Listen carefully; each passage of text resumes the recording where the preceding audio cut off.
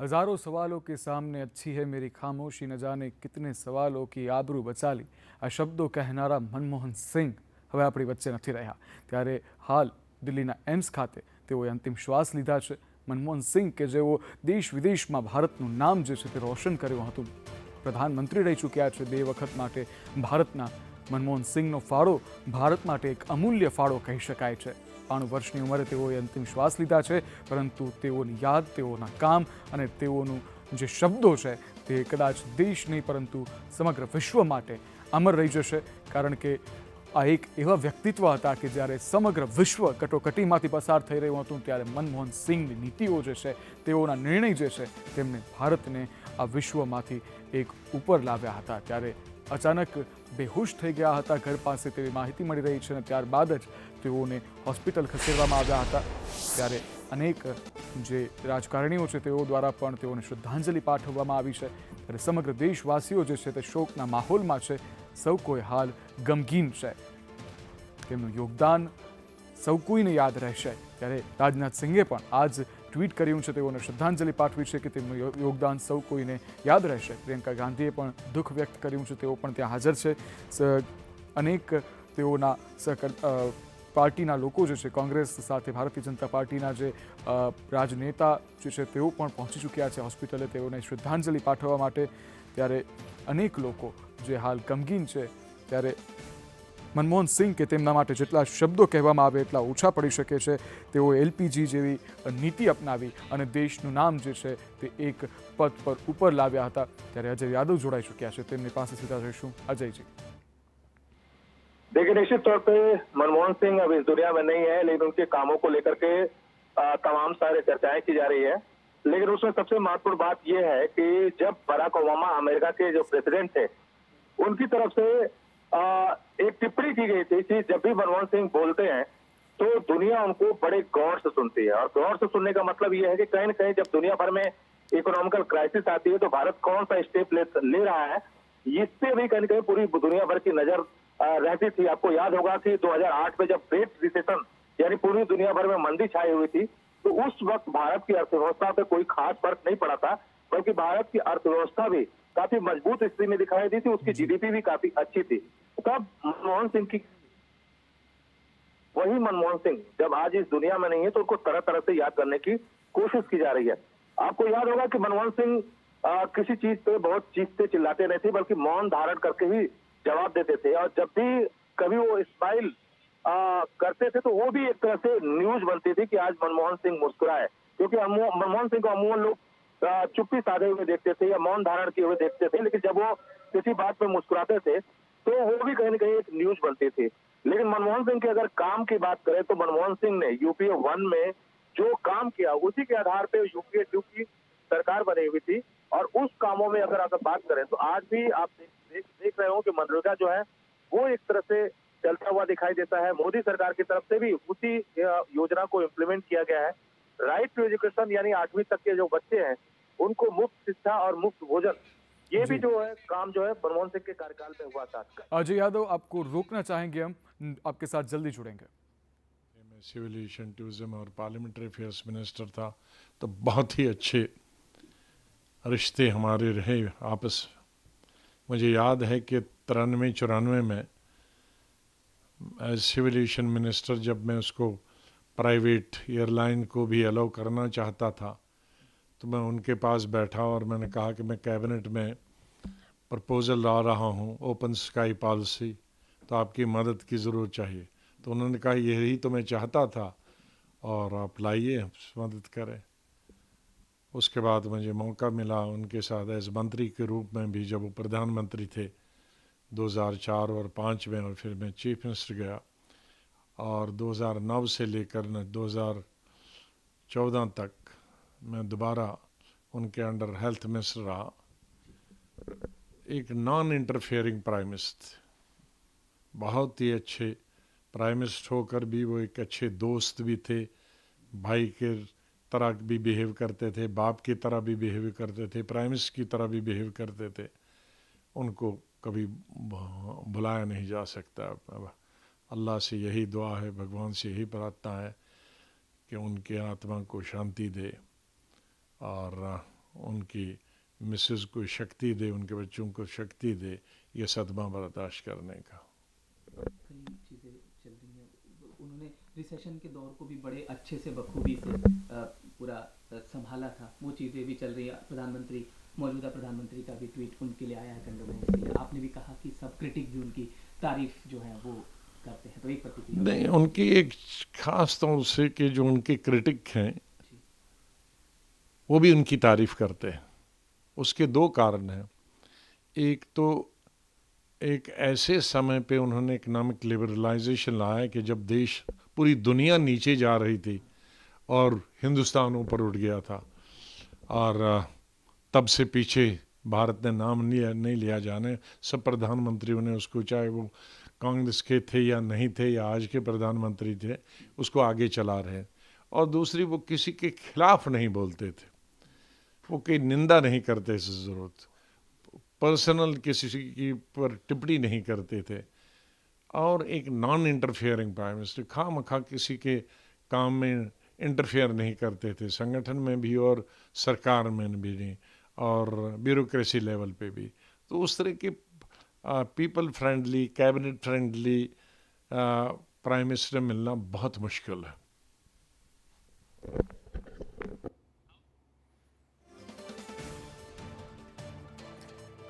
ત્યારે संदेश न्यूज़ना channel head प्रशांत नेमा जुड़ाई चुकिया है। प्रशांत जी, जैसे गुलाब नबी ने भी बताया कि हज़ारों जवाबों से अच्छी है मेरी खामोशी, न जाने कितने सवालों की आबरू रखी है। ये शब्द जो थे मनमोहन सिंह के थे। वो बोलते कम थे परंतु उनकी जो काम थे वो खुद काफ़ी सारे जवाब दे जाते थे। निश्चित रूप से एक काम करने वाला इंसान जो होता है, जो अपने व्यक्तित्व में सबसे ज्यादा इस बात की चिंता समेटे हुए होता है कि मुझे अपने देश के लिए, अपने वतन की मिट्टी के लिए कुछ करना है, तो ऐसे लोग जो होते हैं वो बोलते कम हैं और काम ज्यादा करते हैं। और यही वजह थी, जैसा कि हम अभी बात कर रहे थे, कि उन्होंने कहा था कि इतिहास हमेशा मेरे प्रति दयालु होगा। अभी थोड़ी देर पहले मुझे ये सेंटेंस याद आया कि ये बात तो उन्होंने कही थी। लेकिन आज जिस तरीके से गुलाम नबी आजाद को हम सुन रहे थे, उन्होंने वही तमाम बातें दोहराई हैं कि किस तरीके का उनका व्यक्तित्व रहा है। कभी किसी की निंदा नहीं करना, लोगों की हर एक बात को ध्यान से सुनना, किसी भी तरीके से किसी को छोटे या बड़े नजरिए से नहीं देखना। और सबसे बड़ी बात ये थी कि कभी भी इस बात का इंकार नहीं कि हम एक बहुत बड़े पद पर बैठे हैं या किसी छोटे पद पर बैठे हैं। इस उदारीकरण की बात की चर्चा की जाती है राजनीतिक हलकों में, तमाम जगहों पर। उस वक्त विपक्ष जो था वो नए आर्थिक फैसलों के खिलाफ चल रहा था और तमाम तरीके की जो चैलेंज थे, चुनौतियां थी, उनके बारे में हवाला देते हुए इस चीज को निकाल रहा था। लेकिन पीवी नरसिम्हा राव को पूरा भरोसा था कि उनका जो कार्यकाल पुराना रहा, 35 साल का जो उनका अनुभव था, उसको देखते हुए पीवी नरसिम्हा राव ने उनके ऊपर पूरा भरोसा कायम किया। और 1990 के दशक के बाद जिस तरीके से उदारीकरण को लागू किया गया देश में, उसके परिणाम आने में भी ज्यादा वक्त नहीं लगा था। उत्सव 2 सालों के भीतर ही जब वो परिणाम आने शुरू हुए और जैसे जैसे देश आगे बढ़ता रहा, अर्थव्यवस्था भी आगे बढ़ती रही, का जो लेवल है डॉलर के मुकाबले में, उसको जिस तरीके से करके रखा, तो तमाम चीजें जो थी वो उस दौर में हुई हैं। एक पूरा कार्यकाल, यदि हम एक तरीके से ऐसे तो इस बात कह सकते हैं, यदि उनके प्रधानमंत्रित्व कार्यकाल की हम बात करें तो जवाहरलाल नेहरू के बाद वो शायद देश के पहले प्रधानमंत्री थे जिन्होंने लगातार 10 साल तक प्रधानमंत्री पद को संभाला बिना किसी ब्रेक के। यहाँ पे बात हो रही है। और यदि उनके उस 10 साल के कार्यकाल के 5 बड़े कामों को यदि हम देखते हैं तो आज 2024 में 2014 के बाद उन 5 बड़े कामों का क्या असर देश पर, ये किसी को देखने की जरूरत नहीं होगी। इन 5 बड़े कामों में सबसे पहले यदि हम बात करते हैं तो एक मनरेगा स्कीम आई थी, जिसको आज मनरेगा के नाम से जाना जाता है, जिसमें 100 दिन का रोजगार देने की बात कही गई थी छोटे छोटे गाँव में, जहाँ तक काम करने का संकट, लोगों के सामने मजदूरी ये सब नहीं मिलती थी। उन छोटे छोटे गाँवों में नरेगा योजना जो उस जमाने में इसको लागू की गई थी, उसके तहत 100 दिन का रोजगार दिया गया। ये गारंटी के तौर पे लागू किया गया था, यानी कि जितने भी लोग वहाँ पे रह रहे हैं उनको गारंटी के तौर पे 100 दिन का रोजगार मिले। इस काम को, इस चीज को आज भी उनके पहले काम के तौर पे याद किया जाता है। दूसरा, यदि हम बात करें सूचना का अधिकार, राइट टू इंफॉर्मेशन, जो उन्होंने दिया है आज, जिसके तहत आरटीआई होती है, तमाम तरह की जानकारियां आप जो है सरकारी विभागों से निकलवा सकते हैं, आप वो तमाम सच्चाइयां जान सकते हैं जो पहले कभी लोगों के सामने नहीं आती थी। एक बहुत बड़ा कानून था, एक तरीके से हम कहते हैं गेम चेंजर जो था, वो इस तरीके का कानून ये पहली बार आया था। इसको भी हम उन 5 कामों में से याद कर सकते हैं। तीसरी, यदि हम सबसे बड़ी बात करें तो राइट टू एजुकेशन, शिक्षा का अधिकार। एक जमाना था जब शिक्षा के क्षेत्र में कई सारे बच्चे, लाखों करोड़ों बच्चे स्कूल नहीं जा सकते थे, शिक्षा का अधिकार लेकर के आए। और इस एजुकेशन का जो पूरा फील्ड था, एक पूरा दौर था, एक पूरा जो आयाम था, इस योजना ने उसको बदल के रख दिया। राइट टू एजुकेशन की जो हम बात करें तो एक इंटरनेशनल मसला था जो चौथे उनके एक बड़े काम के तौर पे देखा जाता है, वो था भारत और अमेरिका के बीच में जो परमाणु संधि हुई थी, जिसको 1-2-3 एग्रीमेंट के तौर पे जाना जाता है। उस समय मनमोहन सिंह थे और जो अमेरिका के उस समय के राष्ट्रपति जॉर्ज डब्ल्यू बुश, उनके द्वारा इसको साइन किया गया था। तो ये जो 4 बड़े काम थे, इनको तो हम याद करते ही हैं। साथ साथ जो जिस तरीके से हम उस समय बात कर रहे थे 2008 में जो मंदी का दौर था, उस मंदी का तो कहीं असर ही देश पे पड़ा नहीं। इसको तो कोई भी आदमी भुला नहीं सकता। उस वक्त में जब पूरा दुनिया हाहाकार कर रही थी, उस समय भारत के नागरिक बहुत आसानी से बिना किसी चिंता के अपना जीवन जो है वो जी रहे थे। किसी तरह की कोई मंदी जो थी उस समय ऐसी नहीं रहती। तो एक बहुत बढ़िया एक व्यक्तित्व, एक विजनरी, जिसने पूरे समय इस बात को देखा कि किस तरीके से चीजें भारत को हमको आगे बढ़ाने में इसको हमारी भूमिका हो सकती है, वो तमाम चीजें जो है उनके कार्यकाल में हुई हैं। और उनको बेस बना करके जो डीबीटी आज हम बात करते हैं, डायरेक्ट बैंक ट्रांसफर, जो पैसा आज हमारे आपके खाते में मोबाइल के जरिए हमको पता चलता है कि आज हमारे खाते में, आज कैश का एक सिस्टम था वो खत्म किया था। और डीबीटी, डायरेक्ट बैंक ट्रांसफर, ये भी जो है उनके कार्यकाल की बहुत बड़ी उपलब्धि थी। ट्रांसफॉर्मेशन था, एक पूरे तरीके से बदलाव था। जो एक पारंपरिक तरीके से चीजें चल रही थी, उन परंपराओं में बदलाव करते हुए जो नई चीजें लाई गई थी, उनमें से एक ये डीबीटी था। और आधार, जो आज हिंदुस्तान के 140 करोड़ लोगों के जीवन का आधार बन चुका है, उस आधार को लाने का श्रेय भी उसी कार्यकाल को जाता है, प्रधानमंत्री मनमोहन सिंह के कार्यकाल को जाता है। तो ये तमाम चीजें थी। 5 कामों को देखने हम बैठते हैं, 25 काम उनके ध्यान में आते हैं उस समय जब हम उस दौर को याद करते हैं। तो यही एक बात थी कि जो छोटे, हमेशा से जो भारत एक ऐसा देश रहा है कि जहाँ पर छोटी छोटी बातों की बहुत चर्चा होती है। यदि हम ऐसे बात करें इसको कि एक महंगाई एक ऐसा फील्ड होता था जहाँ प्याज के चलते भी सरकारें गिरती चली जाती थी। पेट्रोल डीजल के दाम लगातार कम होना, लगातार बढ़ना रोज के चर्चा के विषय बनते थे। और वो दौर था जब दुनिया में पेट्रोल की कीमतें आसमान छू रही थी। लेकिन ये प्रधानमंत्री मनमोहन सिंह का ही दौर था जब उस पेट्रोल की कीमत में, उस भयानक मंदी के दौर में भी शायद ही ₹2 की कोई बढ़ोतरी या कमी हुई होगी। ये एक बहुत बड़ी बात होती है, बहुत निगत बात होती है कि इस देश को समझना कि देश की आम जनता, उसका रवैया क्या है, उसका खर्च का तरीका क्या है, उन तमाम चीजों को देख करके जिस तरीके के फैसले लिए जाने चाहिए, उन तमाम फैसलों को जो है मनमोहन सिंह ने लिया है अपने कार्यकाल के दौरान। और आज हर आदमी, नेता हो या जिन लोगों ने उनके साथ पत्रकारिता की है, जिन लोगों ने देखा है, करीब से जाना समझा है, वो इस बात को याद करेंगे कि आज भारत तरक्की के जिस मुकाम पर आगे बढ़ रहा है, आज हम जिस समृद्धि की कल्पना के लिए आगे बढ़ रहे हैं, आज हम जो 2047 के भारत की कल्पना कर रहे हैं, वो कहीं ना कहीं इन आधारों पर भी केंद्रित है जो प्रधानमंत्री मनमोहन सिंह देश को देके गए हैं। और ये वही आधार हैं जो निश्चित रूप से देश को बहुत आगे ले जाएंगे। और आज भारत की जो गिनती है आप उन दुनिया के टॉप 5 देशों में होती है जो तेजी से बढ़कर आगे की तरफ बढ़ रहे हैं उत्सव।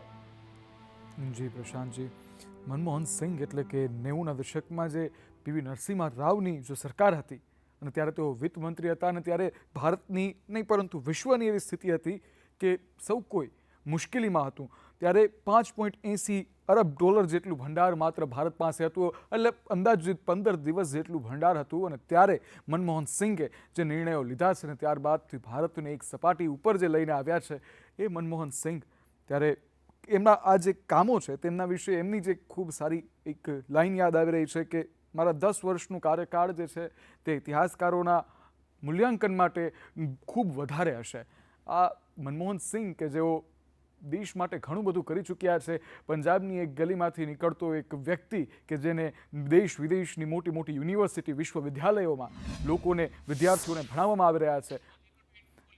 ત્યારે પ્રધાનમંત્રી નરેન્દ્ર મોદીએ પણ ટ્વીટ કર્યું છે. સામાન્ય રીતે તેઓએ વાત કરી છે કે નાણામંત્રી સહિતના હોદ્દા પર મનમોહન સિંહ કામ કરી ચૂક્યા છે, વર્ષો સુધી અમારી આર્થિક નીતિ પર ઊંડી છાપ છોડી, સંસદની અંદર તેમનું યોગદાન ઘણું મહત્વનું છે. આપણા વડાપ્રધાન તરીકે તેમણે લોકોના જીવનને સુધારવા માટે વ્યાપક પ્રયાસો કર્યા છે. ત્યારે પીએમ મોદીએ પણ હાલ ટ્વીટ કરી અને શ્રદ્ધાંજલિ પાઠવી છે મનમોહન સિંઘને. ત્યારે સૌ કોઈ હાલ દેશવાસીઓ છે તે ગમગીન જોવા મળી રહ્યા છે, કારણ કે એક એવો લીડર, એક એવો નેતા કે જેના પર સૌ કોઈએ એક ગર્વ લીધો હતો. દેશ વિદેશ સુધી પ્રધાનમંત્રી મનમોહન સિંહ જે હતા તેઓના નામ ગુંજતા હતા, ત્યારે હાલ તેઓનું નામ જે છે હવે કદાચ અમર થઈ ગયું છે. તેમને અલવિદા કહેવાનો સમય આવી ગયો છે, પરંતુ હવે અલવિદા કહેવું ખૂબ મુશ્કેલ લાગી રહ્યું છે, કારણ કે એક વ્યક્તિત્વ એવું ગુમાવવું પડે કે જેને લઈને હૈયું જે છે તે ધ્રુજી ઉઠે તે ખૂબ જ મુશ્કેલ હોય છે. ત્યારે પીએમ મોદીએ પણ તેઓની સાથે ફોટોઝ જે છે તે શેર કર્યા હતા. સાથે તેઓએ કહ્યું હતું કે આ જે પ્રધાનમંત્રી તરીકે તેઓનો કાર્યભાર હતો તે ખૂબ વિશેષ રહ્યો હતો અને જે હોદ્દા પર તેઓએ અનેક હોદ્દા પર કામ કર્યું હતું.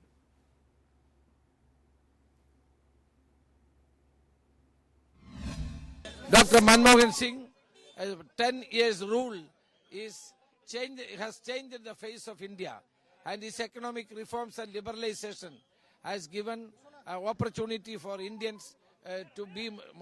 to become more stronger and stronger. I condole his death. Great loss is a world-renowned economist and one of the best administrator ever seen in this century. I think it's a big loss for the country and for our party especially. Great son of India. It is one of the very big loss. In fact, it is Manmohan Singh who made India a wealthy country. In Manmohan Singh, world lost great economist. Reserve bank के governor के रूप में, भारत के आर्थिक सलाहकार के रूप में, और इसके बाद 10 साल तक भारत के प्रधानमंत्री के रूप में मैं उनके अंडर में देश का योजना मंत्री था. तो अक्सर मैं, क्योंकि योजना विभाग का प्रधानमंत्री जो है उनके कैबिनेट मिनिस्टर होते हैं, तो उनके साथ मुझे बहुत काम करने का मौका मिला, बहुत उनके साथ बैठने का, उनके साथ चर्चा करने का. उनकी एक तो जानकारी जबरदस्त थी, चाहे आर्थिक विषय हो चाहे दूसरे विषय हो. दूसरे वो मतलब राजनीति में ईमानदारी क्या होती कोई उनसे सीखे. मैंने उनसे जैसा ईमानदार व्यक्ति नहीं देखा. सच में डॉक्टर मनमोहन सिंह के योगदान को हम भुला नहीं सकते.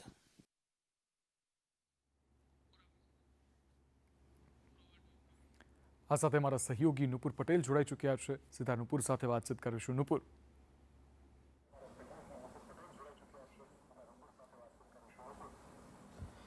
બિલકુલ, જે દેશને એક સૌથી મોટું નુકસાન અત્યારે થયું છે, કદાચ ઉત્સવ ક્યારેય ભરપાઈ ન કરી શકાય એવું આ નુકસાન દેશને થયું છે. કારણ કે આપણે જાણીએ છીએ મનમોહન સિંહની નીતિઓ કે અલગ અલગ સરકારોમાં એમનું યોગદાન પણ રહ્યું છે અને પહેલાં એવા આપણા દેશના એક પ્રધાનમંત્રી રહ્યા છે કે જે રાજ્યસભામાંથી પ્રધાનમંત્રી બન્યા છે.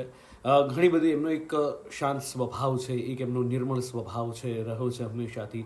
ઓછું બોલવું, અને આમ પણ આપણે ત્યાં જે કહેવાય છે ને ઉત્સવ કે જે ઓછું બોલે એ જ વધારે કરી શકતા હોય છે, એમાંના જ એક આ વ્યક્તિ છે મનમોહન સિંહ, કે ઓછું બોલી અને એ સાબિત કરી બતાવે કે વધારે કામ કરી શકે છે. કારણ કે આપણને 2008ની મંદી હજી પણ મને યાદ છે કે જ્યારે વડાપ્રધાન તરીકે એમણે શાસન ધુરા સંભાળી અને એ પછી જ્યારે 2008ની મંદી આવી, મોટા મોટા દેશો કોલેપ્સ થઈ ગયા હતા. અને એ મોટા મોટા દેશો જ્યારે કોલેપ્સ થઈ ગયા હતા ત્યારે ભારતની ઇકોનોમી અડીખમ ઊભી હતી. અને એ ભારતની ઇકોનોમી જ્યારે અડીખમ ઊભી હતી, અને એ માત્ર ને માત્ર મનમોહન સિંહને જ જવાબદાર છે. અને મનમોહન સિંહ જો કદાચ ના હોત એ વખતે, તો આપણે અત્યારે જે ફળ ખાઈ રહ્યા છીએ એ પણ મનમોહન સિંહની દેન છે. એનું કારણ છે કે આપણે વિશ્વમાં 5મી ઇકોનોમી અત્યારે છીએ, 3જી ઇકોનોમી બનવા માટે જઈ રહ્યા છીએ.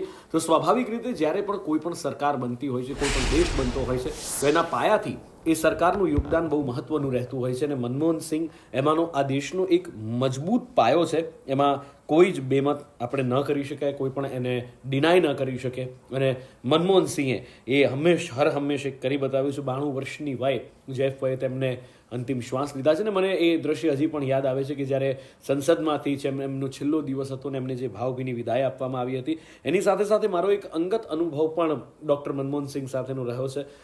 એ વખતે તો હું કોલેજમાં હતો અને અમે લદ્દાખ ગયા હતા. અને એ વખતે લદ્દાખમાં જ્યારે અમે એક સ્તૂપની મુલાકાત લેવા માટે ગયા હતા, સપ્તસિંધુ ફેસ્ટિવલ એ વખતે લદ્દાખમાં હજી પણ આજે પણ થાય છે. એ વખતે સપ્તસિંધુ ફેસ્ટિવલ ચાલી રહ્યો હતો અને અમે લેહમાં હતા. ડૉક્ટર સાહેબ અને એમના પત્ની બંને ત્યાં આવેલા હતા એ સ્તૂપમાં. અને એ એક એમની જે Z+ સિક્યોરિટી, પણ તેમ છતાં પણ એ જ્યારે અંદર આવે, અમે લોકો વિઝિટર્સ તરીકે ત્યાં આગળ ઊભા હતા. અને બંને જણા એકદમ સૌમ્યતાથી જે મળ્યા છે, એક એમની સાથે મળવાનો મને પર્સનલ એક મોકો પણ મળેલો, પર્સનલ એક્સપિરિયન્સ એમનો ડૉક્ટર મનમોહન સિંહનો લેહમાં. અને એ વખતે જ્યારે એમણે પૂછ્યું હતું કે આપ લદ્દાખ આए हैं, આપને ક્યાં દેખા, લદ્દાખ આપ ક્યું આए हैं, બહુ જ એકદમ એમનું બિઝી શેડ્યુલ, પણ એમ છતાં પણ અમારું આખું ગ્રુપ ત્યાં આગળ હતું. અમે જેટલા પણ વિઝિટર્સ હતા બધાની સાથે ત્યાં આગળ એમણે બેસીને વાતચીત કરી. અને બહુ જ સુંદર એમની સાથેનો એ સંવાદ, એમની સાથેનો એ અનુભવ. નો વન કેન સે કે દેશના પ્રધાનમંત્રી તમારી સાથે વાત કરી રહ્યા છે. એકદમ સરળ વ્યક્તિત્વ, એકદમ સરળ વ્યક્તિ. કારણ કે મને એકદમ ફેસ ટુ ફેસ એમને મળવાનો મને એ એક્સપિરિયન્સ, એ મોકો પણ મળ્યો હતો. અને એ અદ્ભુત એ અનુભવ મારો રહ્યો છે. અને એ લગભગ 2003-04નું એ વર્ષ હતું. અને એ વખતે અમે, જ્યારે હું કોલેજમાં હતો, અમે ગયા હતા. અને એ વખતે મનમોહન સિંહ સાથે 1-to-1 ભેટો થયો હતો. પણ આ મનમોહન સિંહ જેવું પાત્ર, મનમોહન સિંહ, આપણે જેમ કહેવાય છે ને કે મનમોહન સિંહ મળવા હવે બહુ અઘરા છે. કારણ કે એ છે, પણ એમની જે નીતિઓ આજે આપણી વચ્ચે ભલે નથી, પણ એમની નીતિઓ હંમેશાથી આપણને એ માર્ગદર્શક રહેશે. 26 સપ્ટેમ્બર 1932નો એ દિવસ કે જ્યારે અખંડ ભારત હતું, પાકિસ્તાનના ભાગલા ઓફકોર્સ નહોતા પડ્યા. 1932ની સાલ હતી, પંજાબમાં એમનો જન્મ થયો હતો. અને 1948માં પંજાબ યુનિવર્સિટીમાં મેટ્રિકની એમણે પરીક્ષા પાસ કરી હતી. અને ખૂબ રસપ્રદ એમનું જે અભ્યાસનું જીવન છે, અથવા તો એમના જે રાજકીય કરિયરની વાત કરો,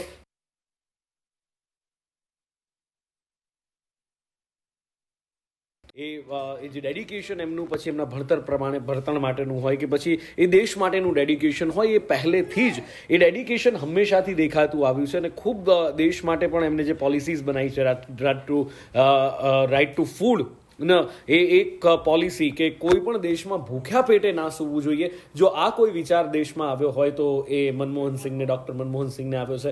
એની સાથે સાથે આ દેશની અંદર जिनका आने वाले कई सालों में चर्चा रहेगी, Indo US civil nuclear deal एक ऐसी उपलब्धि थी. राइट टू इंफॉर्मेशन और जो फूड सिक्योरिटी एक्ट है, ये बहुत बड़ी उपलब्धियां हैं जिनकी आज अगर पूरी तरह पहचान नहीं है तो आने वाले सालों में होगी.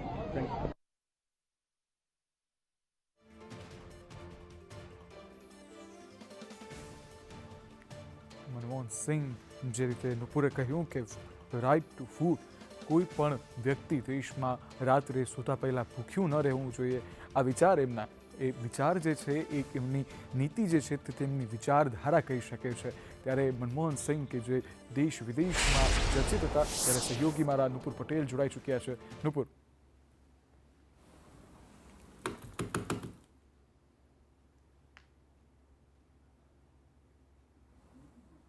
જી નુપુર.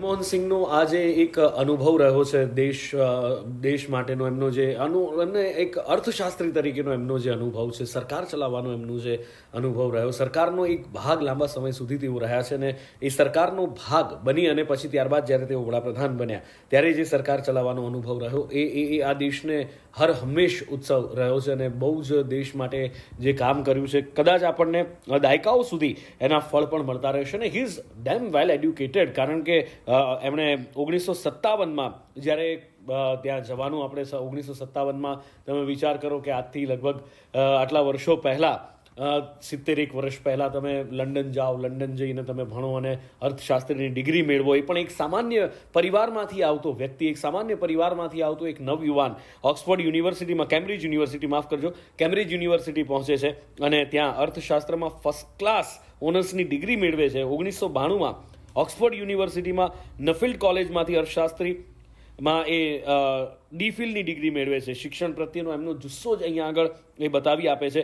અને 1971માં તેઓ પહેલીવાર ભારત સરકારમાં જોડાયા હતા. વાણિજ્ય મંત્રાલયમાં તેઓ આર્થિક સલાહકાર બન્યા હતા. આ એ વડાપ્રધાન નરેન્દ્ર મોદી સાથેની એમની એ મુલાકાત છે કે એ અદ્ભુત એ દ્રશ્યો પણ જોવા મળ્યા છે અને અમદાવાદ પણ આનું સાક્ષી બનેલું છે કે જ્યારે અહીંયા સરદાર મેમોરિયલ પર એ કાર્યક્રમ હતો અને નરેન્દ્ર મોદી મુખ્યમંત્રી હતા, ડૉક્ટર સાહેબ પ્રધાનમંત્રી હતા અને એ વખતે અહીંયા તેઓ આવ્યા હતા અને એ એમની એક સૌમ્ય છટા એ દેખાઈ આવે મનમોહનસિંહની, એ સૌમ્ય છટા એ જ્યારે એમના ચહેરા ઉપરનું એ તેજ એક અદ્ભુત વ્યક્તિત્વનો તમને પરચો આપે છે. અને કેડિલેકમાંથી ઉતરતા અમેરિકાના રાષ્ટ્રપતિ બરાક ઓબામા, એ વખતનો જ્યારે તેઓ બરાક ઓબામા ભારતની મુલાકાતે આવ્યા હતા, ઓફિશિયલ એમની આ ભારતની મુલાકાત હતી એ વખતે, અને બરાક ઓબામાએ પણ કહ્યું છે કે ભારતના સૌથી મારા જો મનપસંદી કોઈ પ્રધાનમંત્રી હોય તો એ મનમોહન સિંહ છે કે જેમને હું ખૂબ માનું છું, જેમને હું ખૂબ રિસ્પેક્ટ આપું છું. બરાક ઓબામાએ આ શબ્દો કહ્યા છે. એક રાજકીય કારકિર્દી ઉપર પણ એક નાનકડી નજર કરીએ તો નાણાં મંત્રાલયના મુખ્ય આર્થિક સલાહકાર તરીકે 1972માં તેમને નિયુક્ત કરવામાં આવ્યા અને પછી નાણાં મંત્રાલયના સચિવ, આયોજન પંચના ઉપાધ્યક્ષ, રિઝર્વ બેંક ઓફ ઇન્ડિયાના ગવર્નર, વડાપ્રધાનના આર્થિક સલાહકાર, યુનિવર્સિટી ગ્રાન્ટ કમિશન એટલે કે યુજીસીના અધ્યક્ષ તરીકે પણ એમણે આવા ઘણા બધા મહત્વના હોદ્દાઓ પર તેમણે યોગદાન આપ્યું છે. 1990માં આની પહેલાં એટલે કે હૃદય રોગની પણ તેમને બીમારી રહી હતી, પણ તેમ છતાં પણ 1990માં બાયપાસ સર્જરી થઈ, 2004માં સ્ટેન્ટ મૂકવામાં આવ્યા, 2009માં ફરીથી એમની એક કાર્ડિયાક સર્જરી પણ કરવામાં આવી હતી. એટલે કુલ અત્યાર સુધીમાં 5 બાયપાસ કરવામાં આવી હતી. પણ મનમોહન સિંહને એમને કામ કરવાની છટા તમે જુઓ, એ પોતાનું કામ કરે રાખે અને દેશ માટે જે પણ થઈ શકતું હોય, દેશ માટે જે પણ કરવાનું હોય એ બધું જ કરી છૂટવાની જે ભાવના છે એ કદાચ ઓછું બોલીને પણ એ ખૂબ ઘણું બધું કરી ચૂક્યા છે. અને ખાસ આપણે જ્યારે અર્થશાસ્ત્રી તરીકે એમની વાત કરતા હોઈએ તો નાણામંત્રી તરીકે આપણે મનમોહન સિંહનું, ડૉક્ટર સાહેબનું એ યોગદાન ન ભૂલવું જોઈએ કે 1971થી 1976 સુધી તેઓ ભારતના નાણાપ્રધાન રહ્યા છે અને આ દરમિયાન આર્થિક સુધારાની એમણે વ્યાપક નીતિઓ લાગુ કરી છે અને એની સામે વિશ્વમાં એમની પ્રશંસા પણ ગજબ થઈ છે કે ભારતના નાણામંત્રી તરીકે આખા વિશ્વમાં એમની જે પોલિસીઝ એમના દ્વારા બનાવવામાં આવી, ઉદારીકરણની નીતિ જે અપનાવવામાં આવી હતી એની એક નોંધ આખા વિશ્વ દ્વારા લેવામાં આવી છે. આર્થિક સંકટમાંથી આપણે જેમ વાત કરી કે બહાર કાઢવામાં આવ્યું. જો કે 1991માં સક્રિય રાજકારણની જે શરૂઆત એમના દ્વારા કરવામાં આવી, 1991માં કે જ્યારે રાજ્યસભાના તેઓ સભ્ય બન્યા હતા અને આસામનું તેઓ પ્રતિનિધિત્વ કરતા હતા. 1991માં તેઓ આસામથી ચૂંટાઈને આવ્યા, આસામનું પ્રતિનિધિત્વ કર્યું. 2019માં તેઓ રાજસ્થાનમાંથી રાજ્યસભાના સભ્ય બન્યા હતા. 98-2004 સુધી ભારતીય જનતા પાર્ટી સત્તામાં હતી અને વાજપેયીજીની સરકાર હતી ત્યારે મનમોહનસિંહ રાજ્યસભામાં વિરોધ પક્ષના નેતા પણ તેઓ રહ્યા છે. ને એ એક આખો દોર જે હતો વાજપેયીજી અને મનમોહનસિંહનો, એ દોર પણ આજે નજરની સામે આવે છે જ્યારે આપણે આ ચર્ચા, આપણે આ વાત કરી રહ્યા છીએ ત્યારે એકબીજાને જે સન્માન આપવાની વાત છે, એક આખો એક દોર ભારતીય રાજનીતિનો એક કદાચ એને સુવર્ણ યુગ કહીએ, એ સુવર્ણ યુગ પણ આજે આપણી નજરની સામે આવે છે. અટકાવવા માંગીશું. ભારતીય જનતા પાર્ટીથી ભૂપેન્દ્ર ચુડાસમા આપણી સાથે જોડાઈ ચૂક્યા છે. ભૂપેન્દ્રભાઈ, ખબર આવી છે, ખૂબ દુઃખદ છે, દેશવાસીઓ સાથે જે દેશ વિદેશના લોકો જે છે તે ખૂબ જ શોકની લાગણી અનુભવી રહ્યા છે. એક વખતના એક કુશળ વહીવટકર્તા, રાજ્યસભામાંથી આસામ, રાજસ્થાનમાંથી પ્રતિનિધિત્વ કરતા વૈશ્વિક અર્થશાસ્ત્રી તરીકે જેમને ખ્યાતિ હતી, સાદગીપૂર્ણ જીવન હતું. એવા સેવક કહી શકાય એવા મનમોહનસિંહ આજે આપણી વચ્ચે રહ્યા નથી. આખા દેશને એનો આઘાત લાગ્યો છે. જ્યારે માનનીય નરેન્દ્રભાઈ પંજાબ ગયા ત્યારે એમને મળવા આવેલા ત્યારે નરેન્દ્રભાઈ સામે ચાલીને દોટ મૂકીને એમને મળવા ગયા અને નમન કર્યા, પગે લાગ્યા હતા. બંને વચ્ચેના આવા સંબંધો હતા. ભૂતકાળમાં મનમોહનસિંહ અને અટલ બિહારી વાજપેયીના પણ આવા સંબંધો હતા. આવું સરળ વ્યક્તિત્વ આપણી વચ્ચે રહ્યું નથી. હું મારા વતી, પાર્ટી વતી શ્રદ્ધાંજલિ અર્પણ કરું છું. ઓમ શાંતિ.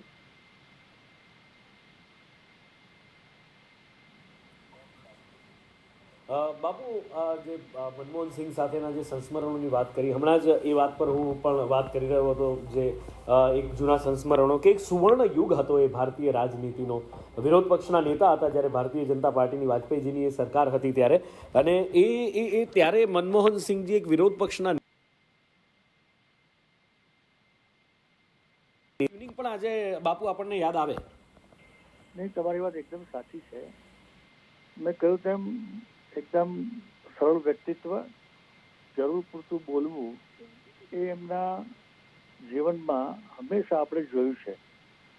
અને એમને અટલ બિહારી વાજપેયી સાથેના પણ સંબંધો એવા રહ્યા અને માનનીય નરેન્દ્રભાઈ મોદી સાથેના પણ એમના સંબંધો એવા જ રહ્યા. એટલે આવા વ્યક્તિત્વો જાહેર જીવનમાં ખૂબ ઓછા મળતા હોય છે અને અમારું એક વ્યક્તિત્વ એટલે મનમોહનસિંહ. ઓકે, જી આભાર.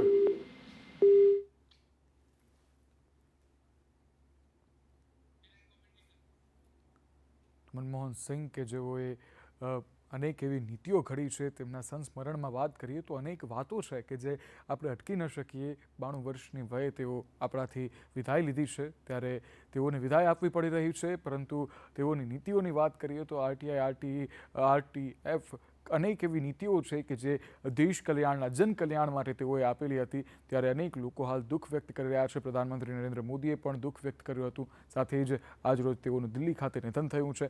ત્યારે તેઓની વાતો જે છે તે ખૂબ ઓછી સાંભળવા મળતી, પરંતુ જે મનમોહન સિંહ જે છે તેઓના કામ જે છે તે તેમને સંપૂર્ણપણે એક રીતે ચિત્રિત કરી દેતા હતા. કારણ કે તેઓની લાગણી, તેઓની વિચારધારા જે છે તેમના કામથી ઝળકતી હતી. એક વ્યક્તિ દેશના એક ગલીના નાના બાળકના પેટના ભૂખને લઈ અને તેઓ જો વિચારી શકતા હોય એમની વિચારધારા હતી. ત્યારે મલ્લિકાર્જુન ખડગેએ પણ તેઓને લઈને શ્રદ્ધાંજલિ પાઠવી છે, ટ્વીટ કર્યું છે, એક્સપોસ્ટ કરી છે. ત્યારે પ્રધાનમંત્રી નરેન્દ્ર મોદી સાથે તેઓના એક વૈચારિક સંબંધો જે હતા તે પણ ખાસ જોવા મળ્યા હતા. ત્યારે અનેક નેતાઓ જે છે તે હાલ એમ્સ પહોંચી ગયા છે તેઓને શ્રદ્ધાંજલિ આપવા માટે. ત્યારે 2009માં તેઓએ અનેક કાર્યો કર્યા હતા. વિવિધ ક્ષેત્રોમાં કામ માટે ઘણા પુરસ્કારોથી તેઓ સન્માનિત હતા.